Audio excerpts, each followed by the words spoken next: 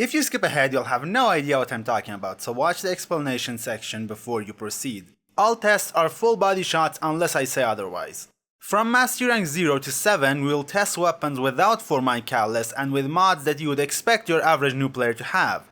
This is a single target test, and this is the AoE test, which is only for glaive explosions in this case. This is how test results look like. We mostly care about the sum, the lower the better, and the consistency score, the higher the better. One thing that you have to pay very close attention to is that you can only use the sum to compare weapons using the same stance, so no comparing a dual sword with a heavy blade. And a note about the builds you'll be seeing, they may look very bizarre, but let me tell you, I tested everything I could think of on every single weapon, and I'm showing you what did the best, so keep the comments civil please. For Mastery ranks below 8, we will have two sums. The top one is for the Mastery rank level, which is this number here, and the bottom one is for level 40, for purposes of comparison. From here, we will first talk about normal attacks, then heavy attacks, and then glaive throws. There are timestamps in the description. Also, one note about the tests below Mastery Rank 8. They are based on only single target damage output regardless of which stance they use, but after Mastery Rank 8, I'll show you the best of each category, no matter how bad the single target damage may be. Normal attacks. Mastery Rank 0. MK1 Bow. Being the tutorial weapon, you wouldn't expect much from this weapon, but with the stance you can get from Venus Junction, it can do wonders. Dual Skana. You can get the required dual sword stance by finishing Ceres Junction, and with it, you can use this weapon to chop your enemies to little bits. Silva and Aegis. While getting this weapon and its stance at this Mastery rank is extremely difficult, it has the best sum for killing level 40 enemies up until Mastery rank 3. Mastery rank 1. Glaive. While I don't love using glaive type weapons for normal attacks because of the accidental throws, performance is performance, and thus here we are. Dual Kamas. To get your hands on this bad boy, you'll need to craft 2 Kamas and then craft a dual Kama with them. Don't ask me why we need to craft a new weapon to be capable of holding 2 Kamas at once, because I have no idea. Mastery rank 2. Orthos. This might be a very simple weapon with a very simple stance. But simple doesn't mean weak, and indeed polearms are some of the most consistent melee weapons in this game. Highly recommended. Dual Zoran. These might be relics from a bygone era, but they're pretty good for this Mastery rank. I would have said I would like to see a better variant for these, but we already have too many dual swords as it is. Dark Dagger. Being a dagger, this weapon doesn't have the best range, which means it is not ideal for dealing with hordes of enemies, but I would be lying if I didn't say it has great damage output. Mastery rank 3. Heat Dagger. Here we have another dagger, and a much better one at that. In my opinion, this one absolutely is worth using, even if it has a little bit less range. Up until this Mastery rank, it has the best kill times at level 40. Thipido. I never really used any of the staff weapons, but if I was playing through the game again, this is one I would definitely grab.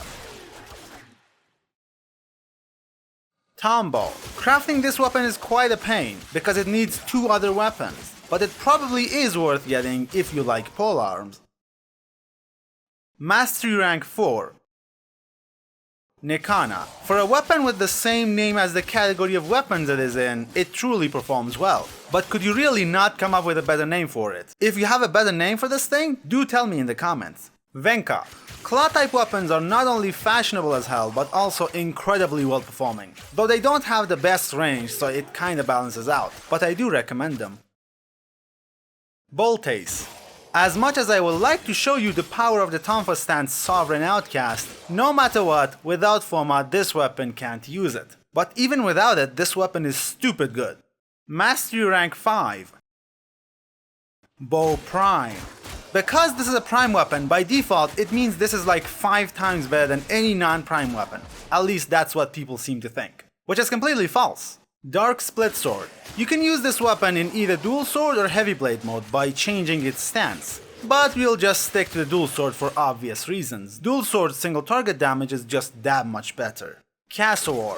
This is a normal weapon that beats Bow Prime. So yeah, being prime doesn't mean much, and I really like how this thing has both stabby bits and slashy bits. Mastery rank 6.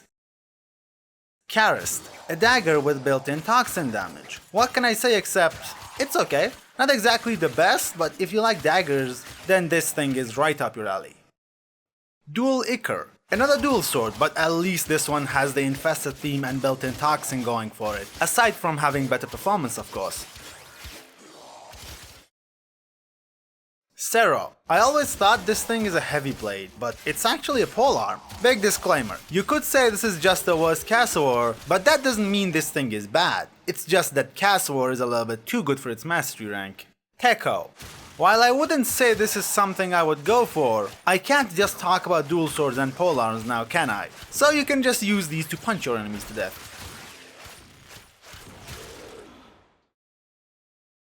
Mastery rank 7. Twin Basalt. I wasn't kidding when I said we have way too many dual swords, and a lot of them are pretty good. Having built-in heat damage is good for killing enemies that are way out of your league, since heat procs provide that delayed armor strip. Pupicist. Dual swords and polearms, that's all it's gonna be. And if you're wondering, no, even this is not better than Cassowar. And before you ask, Corrosive Viral was not better. Halicar. Another glaive as a normal weapon. I really hate it when I want to use normal attacks and it just throws the damn thing. So I really don't like it. But you might.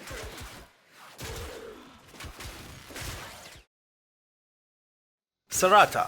Yep, another one. It's the same story except the performance is a tiny bit worse. But seriously, this thing looks so much better and the sound effects are so much nicer that I would use it over Halicar any day. Other mastery rank 5 to 7 weapons. These are some weapons from the said mastery ranks but with Forma and Catalyst. And a few of them come with a Catalyst, so I couldn't mention them at their respective mastery ranks. But it has to be said, I do not recommend rushing the questline to get your hands on some of these weapons. It ruins the game's progression. Tenet. This is a really good weapon. I didn't account for this thing's gimmick because it requires one-hit non-slash kills with the heavy attack, which is insanely inconsistent. But do know, if you use the gimmick, it becomes a terrifying weapon. Ghoul Saw. I can't say a single good thing about this weapon with a straight face. And that's all I need to say.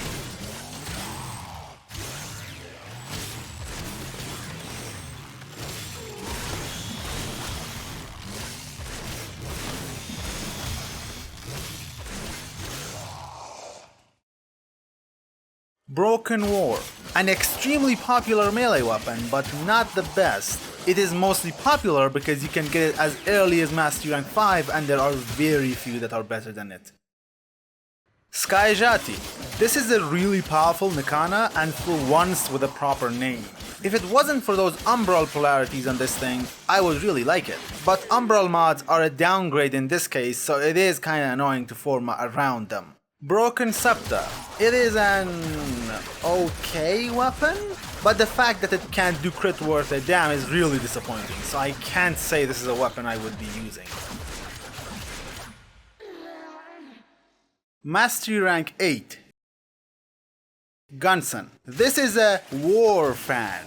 As we're on it, we may as well make a war refrigerator, cause this whole thing is completely absurd. But I would say Warframe is absurd enough that this thing wouldn't even stand out. So there. Dragon Nikana.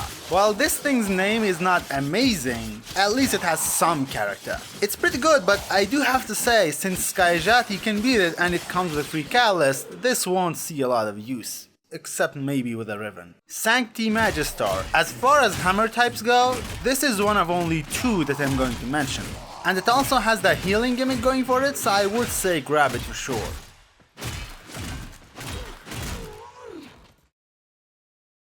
Ankyros Prime. A fist weapon. Can't say I'm ecstatic about it, but hey, punching stuff is not a terrible idea at least. You're not gonna get more than that out of me though. And yes, I'm talking to you, Mr. Atlas Main. Oma, another overpowered Tonfa, and with this thing's gimmick, it's even better than the stats I show suggest. If I had to guess, I would say about 0.5% better. Rakta Dark Dagger. You may not believe it, but in terms of taking out hordes of enemies, this is the best dagger in game. And with this thing's gimmick, it is extra good. Sindo Prime. Heavy blades don't have any good stance procs and their single target damage is pretty low, but they do have one of the best movesets to take care of hordes of enemies. So they are pretty popular melee weapons, and this 40 plat skin is just great.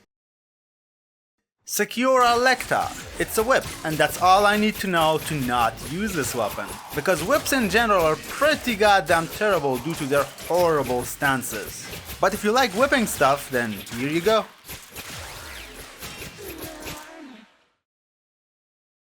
Falcor. If you thought I would stop showing glaives with normal attacks past Mastery Rank 8, then you were wrong. But that doesn't mean I'm telling you to use them this way, because I'm not.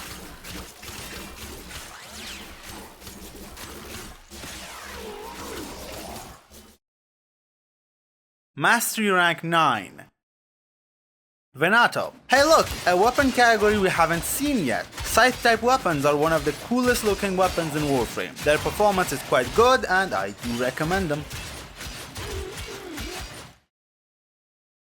Prisma Dual Cleavers. As unrealistic as it is to use cleavers in a war, somehow these are the second best dual swords in game without even being swords to begin with. What can I say except Grineer engineering? Legion. While the old me thought this is the best polearm in game, turns out I was way off. The funny bit is, even while being way off, it still has the lowest sum in this mastery rank. Vastilark. Before you start shouting in the comment section, no, I do not recommend using gunblades as normal attack weapons. It is kind of a stupid idea. But the same as glaives, I have to mention them because you never know. Kratinos. This is an infested claw type weapon with a really good gimmick. Getting extra range is so powerful. Definitely give this a try.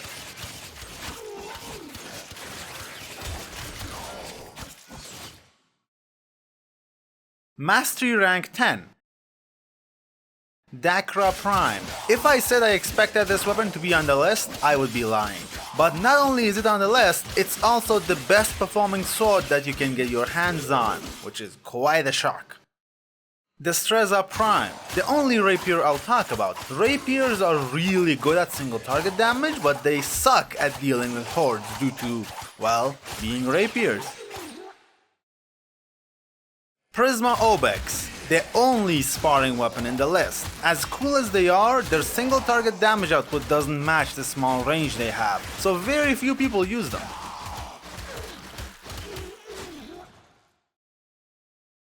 Cobra and Crane. This weapon really shows you what range does. In terms of single target damage, this and Prisma Obex are very close, but this thing is exponentially better than Obex because of its higher range. Fang Prime. This is the go-to dual dagger. Despite having below average range, with the dual dagger stance it works wonderfully. I do recommend it, especially if you've been stuck using the same meta weapons over and over. Reaper Prime. If you don't have a 60% radiation Gregory, then this would be the best performing scythe in the game. And that's no surprise given how ridiculous this thing's stats are. Glaive Prime. Another bad idea of a weapon usage, but hey, at least this one can kinda do something, but only kinda.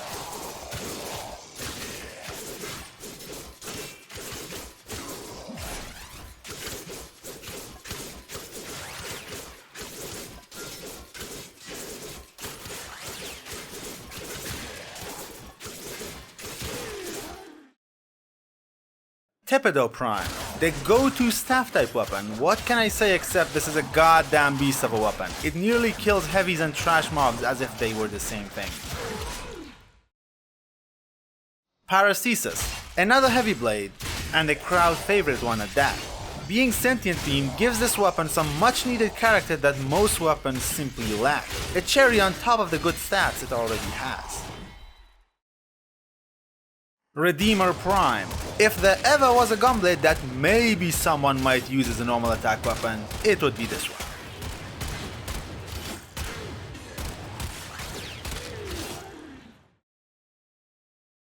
Mastery Rank 11. Nami Skyla Prime. The best dual sword, and there is no disputing that either. While we do have plenty of these, no other comes even close to the level of power this thing holds.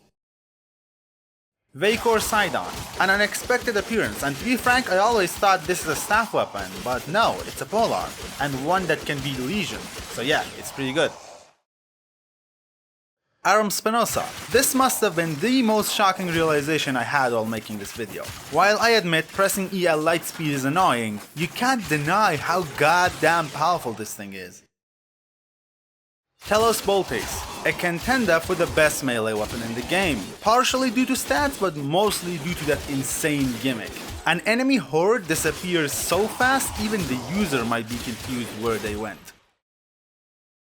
Pulminars. Can't say I love these weapons, they look gross, but if you don't mind that, then go right ahead. They don't disappoint as far as nunchaku weapons go, but do know that nunchaku weapons can't compete with something like a polearm. Machete Wraith, the only machete type weapon in the list, with the most creative name in existence, obviously. But I do like it, the stance is quite nice and so is the performance. Jat Kusar. While this weapon might be unusable without a skin, with a skin it has decent performance. But being a blade and whip, the stance is kinda funky, but nothing you can't work with. Mastery Rank 12. Tekko Prime. This is the final boss as far as fist weapons go. Can't say I've used it a lot, but I can say I would like to try it for myself. It looks like a fun weapon. Silva and Aegis Prime. While the Prime skin is a massive downgrade compared to the base version, performance-wise it has gone up, so that's something at least. But is it enough? Skana Prime. I don't have any footage for this one because I couldn't be bothered looking around. But just do know that this is the best sword in the game, not that it matters because there's no way to get it. Orthos Prime. Now this is something you can get. It also happens to be the #1 polearm. While the stance is obviously stupidly boring, it has the best performance. So I gotta use it. Seti Lacera. This is the #1 blade and whip. It's one of my most used weapons, believe it or not because of the performance per se, but mostly because how stupid this thing's stats look like. So there. Nekana Prime, an extremely powerful and triple extremely popular weapon, and for good reasons obviously. Despite having the lamest name in existence, I do recommend it. Hespar. This weapon and its stance both prioritize looking cool over performance. As far as look and feel goes, this weapon is god tier, but performance wise it is below mediocre.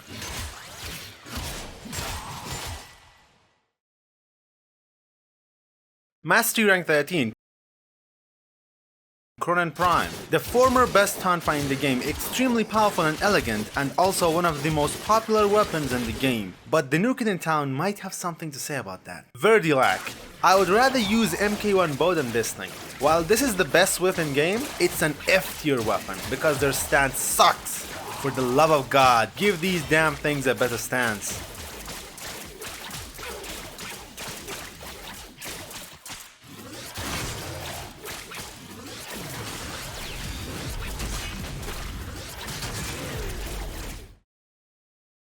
Halakar Wraith. This is the best glaive for normal attacks. I do not recommend using glaives this way, but if you want to, here you go.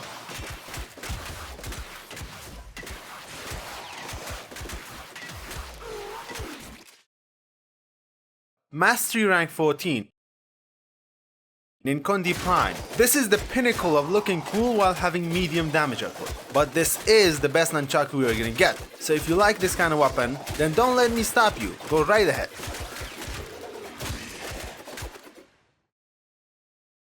Gram Prime. This would have been the best heavy blade in game had Tenet exec not existed. As much as I hate to admit it, Galatine Prime cannot beat this thing. So I was wrong about this poor thing. Venka Prime, the best of claw type weapons. It's a pretty neat weapon and I like it. It's kinda a shame that its gimmick does next to nothing, but hey, it at least has a gimmick. Pridos. This is the #1 tonfa and there is no weapon even close to this thing's performance.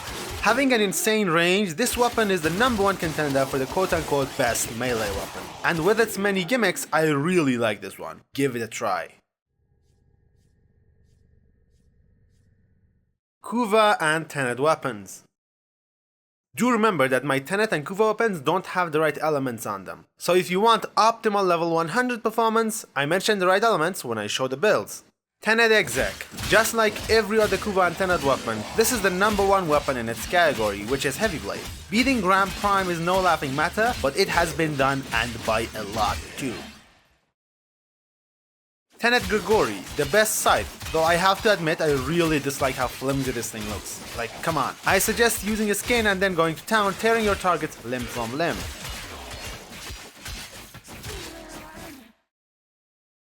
Tenet Agendas, the best sword and shield, but performance aside, how in the hell do you call that a sword?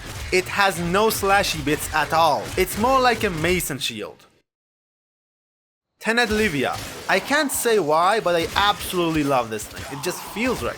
And it feels even better when paired with a good skin. It doesn't look bad per se, but the skins are just gorgeous. Kuva Shield Egg, the #1 hammer. Well, basically you just go ham on your targets and leave your enemies in puddles of blood behind you. And don't forget that skin that comes with Rhino Deluxe. You gotta get that.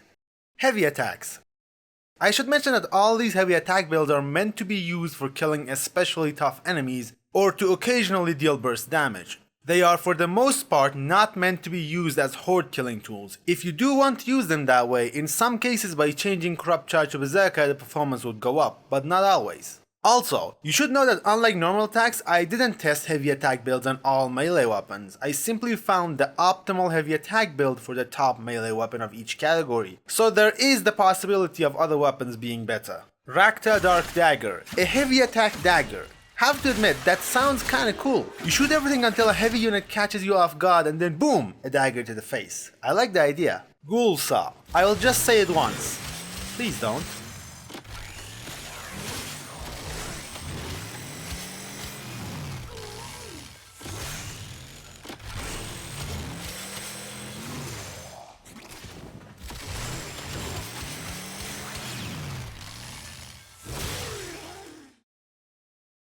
Kratinos. While this is not the top weapon of Claw category, it has quite a different heavy attack move compared to every other Claw type weapon, and a far better one at that. Dakra Prime. A heavy attack build on a sword is not the best idea. With Corrosive, it can kill heavies alright, but bombards are going to be a massive pain.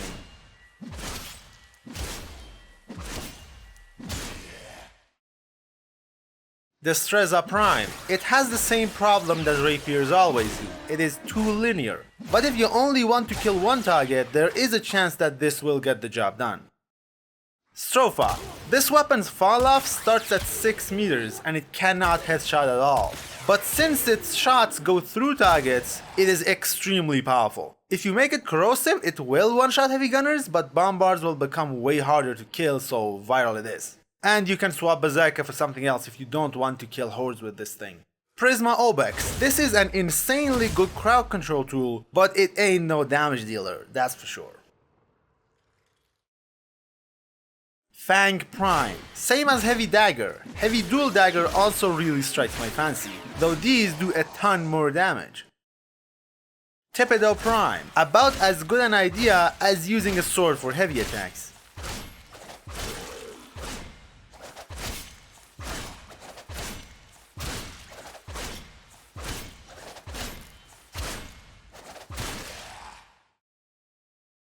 Redeemer Prime. While this is no AoE damage dealer like Stropha, it has far more single target damage. Also, the Berserker thing applies here as well. Nami Skylar Prime. Same story as a heavy sword, it is simply a bad idea.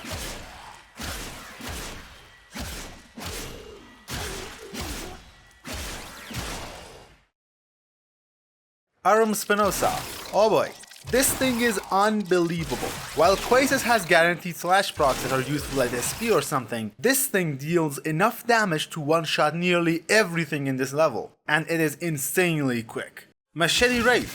Can't say it's the best thing ever, but it sure as hell looks interesting. Spin attack for the win, I guess.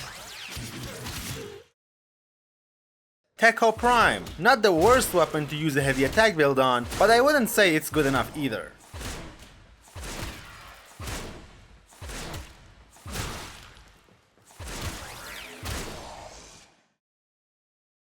Orthos Prime. This is in the acceptable range. I would say it can make an okay heavy attack weapon. Seti Lacera. Just like normal attacks, blade and whip moves are really funky and weird, but I can say without a doubt that this is not something you should use for a heavy attack build.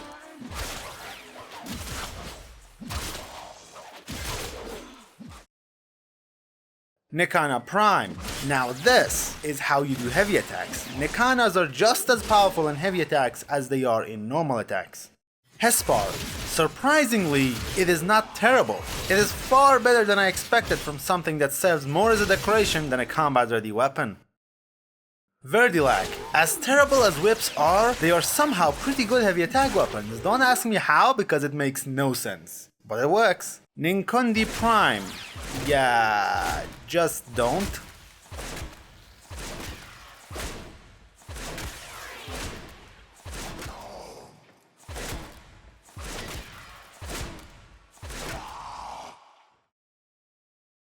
Venka Prime. As expected from Venka, it performed marvelously. Priados. The base performance is one thing and the incarnate performance is another. I've seen normal attack builds that don't attack as quickly. This weapon is truly insane.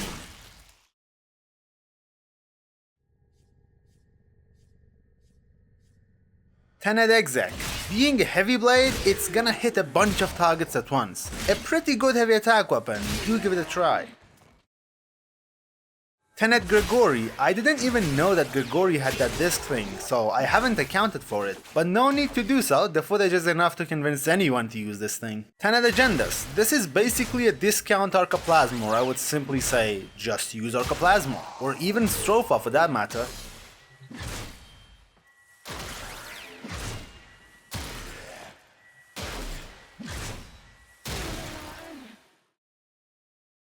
Tenet Livia. This is one of my favorite heavy attack weapons, for obvious reasons. Kuva Shieldegg. It is not bad, but left-handed procs on heavy attacks are insanely annoying, so I wouldn't recommend using this weapon for heavy attacks. Glaive Throws. Always remember not to let your glaive hit something before you make it explode. I used to make that mistake. Sarata. A surprising appearance, but a welcome one. Path Assist. This one is my favorite glaive throw, mostly because of the Riven disposition and the guaranteed viral procs. Glaive Prime. At this level, there's nothing that can kill heavies as quickly as this thing can. It is in the please nerf category. So, with this, a massive project is finally over. The only remaining thing is for me to publish the code so anyone can use it, and it will probably be the next video. Or I might publish it without a video, so if you don't want to miss it, have a look at the community post or join my Discord server. Well then, I'll see you guys in the next one, and bye bye!